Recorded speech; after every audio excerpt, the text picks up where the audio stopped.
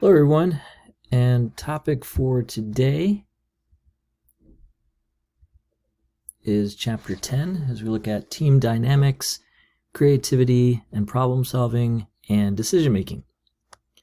So in chapter 10 we discuss 6 team dynamics and how they affect performance, 5 stages of team development, 4 situational supervisory styles for groups, how to plan and conduct effective meetings, identifying and handling 6 types of problem team members, 5 steps in decision making, and 5 techniques for generating creative alternatives.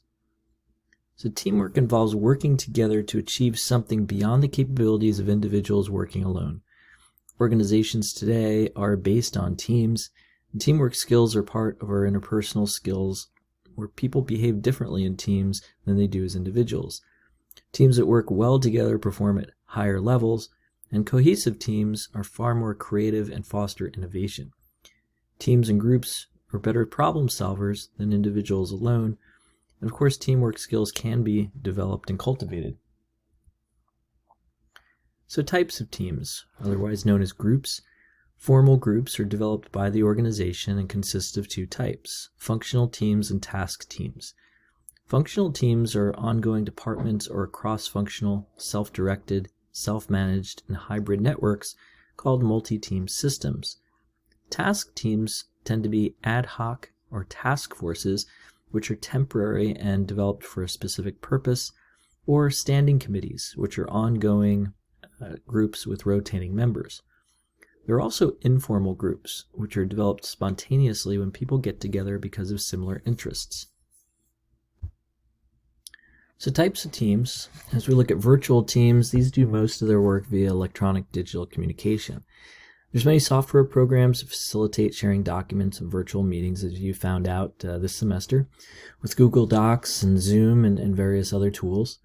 One of the challenges of virtual teams is developing trust, and effective teamwork is even more challenging when teams are put together from many different countries around the world.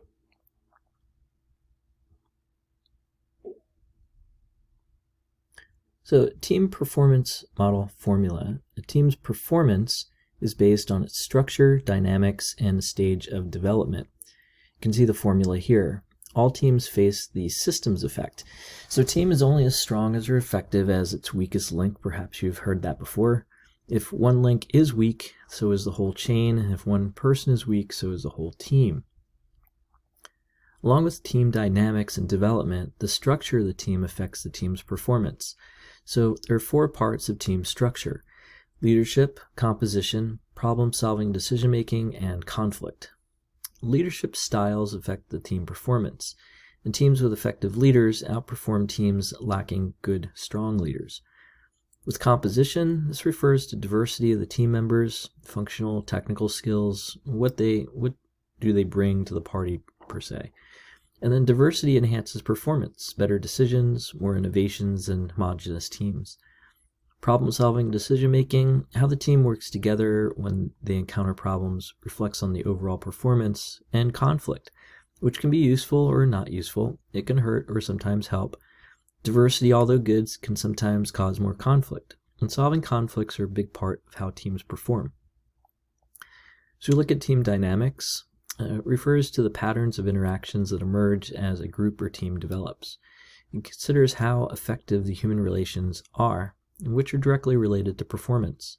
There are 6 basic components, and they consist of objectives, size, norms, cohesiveness, status, and roles. So as we look at the details for each, objectives are about setting goals as a team according to ability, or a leader facilitates and sets timelines. Size, typically have 5 to 9 members recommended, and the leader facilitates selection of members in size. Norms, group expectations of members, and this also includes peer pressure. Cohesiveness, the attractiveness and closeness of members to each other. The higher the cohesiveness equals higher levels of success. Status, member ranking in group, decided by relative factors. And roles, we have task roles, maintenance roles. Team development, stages in leadership, orientation leader, which would be autocratic, So this would happen in a forming stage. Roles and goals have to be clearly defined. Dissatisfaction leader, consultative, so storming stage, learning about each other and building trust. Differences are experienced. Resolution leader, participative, so this would happen in a norming stage. Relationships are built, affiliations are made, norms are set, and we learn to work with each other. Production leader, laissez-faire, in other words, performing stage, as we have commitment is high and performance is enhanced. Conflicts may be resolved quickly. Members are open to each other. And then termination, where we'd have the adjourning stage. So in task groups, people usually feel sad at the time the group may be dissolving.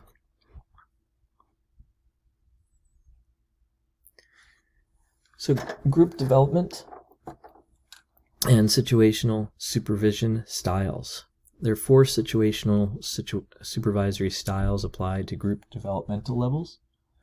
So one is low development equals high commitment and low competence. So you tend to use autocratic style to provide direction and make decisions for the group. We have moderate development, which would be low commitment and some competence. Use a consultative style here, provide direction, and include members' input and decisions.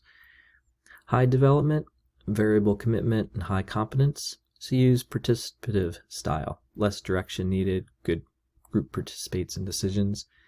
And then outstanding development, so high commitment, high competence. Use laissez-faire style, and group sets task and maintenance roles and makes own decisions. Leadership skills in meetings. So in planning the meeting, you usually want to have a written plan that includes goals, which would be the purpose of the meeting, participants and assignments, who and what, an agenda, list of items to be covered in order of priority, and time. Conducting the meeting, you'll be beginning on time, covering the items on the agenda, staying on task, and summarizing and reviewing assignments. Meetings and leadership skills. As we look at meetings and leadership skills, handling problem members. We have the silent member, usually tend not to be leaders. Leaders should draw them out. Team needs input and benefits from all members.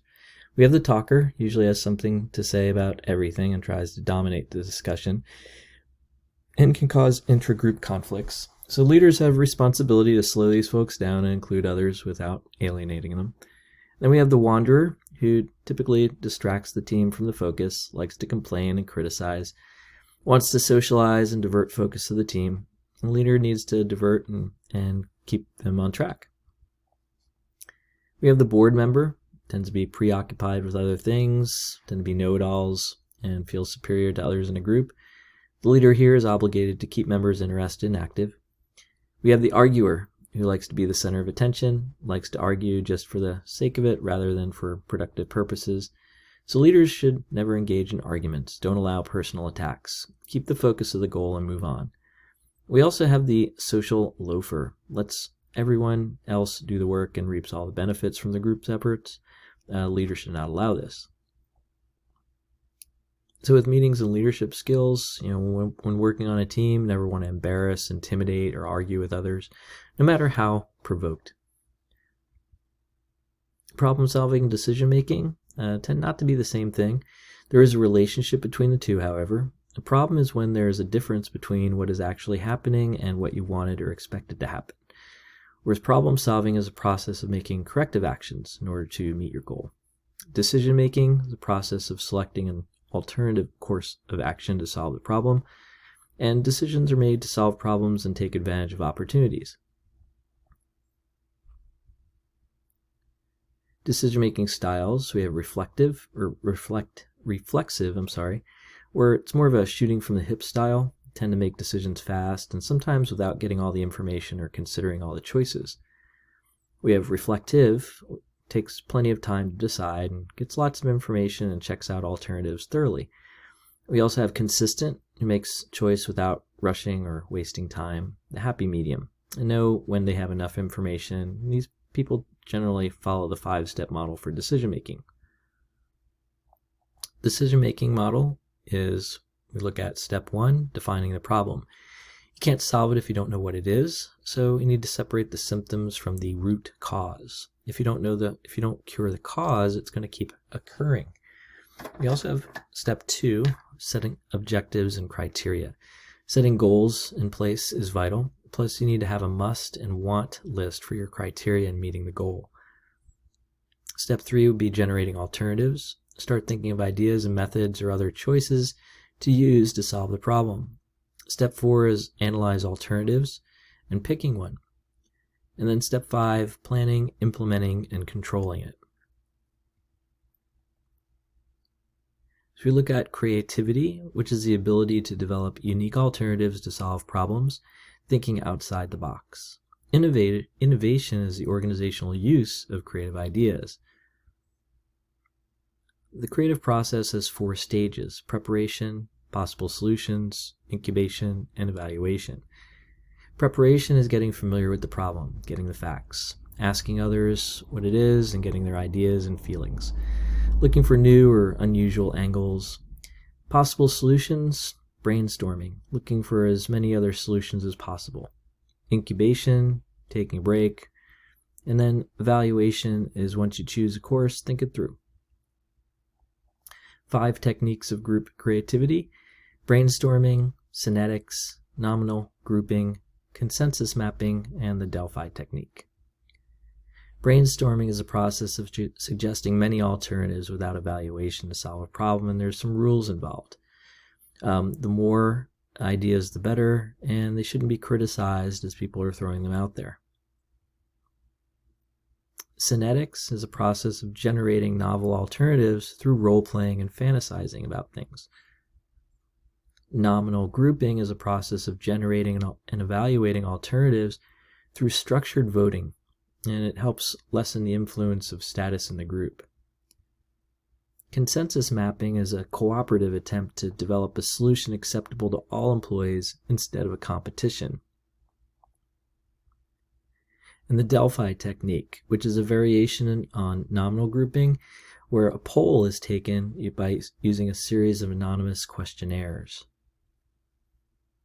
So advantages and disadvantages of group decision making. Pros usually end up with better decisions, avoiding errors with a devil's advocate approach. You end up with more choices and higher morale levels because of participation. Cons tends to be more time consuming, and those in power might end up dominating some of the conversation. There's also the problem of conformity with groupthink. Everybody tends to buy in with whatever the group wants to do. If you take decision making globally, you have a lot of decisions that require a global aspect now, and you have to take into consideration global differences. You have collective cultures such as many Asian countries that are very cohesive, and there's less conflict, and they aren't competing against each other as much as individualistic cultures such as the United States and Europe. The US being more individualistic than really any other, where people tend to question authority more so.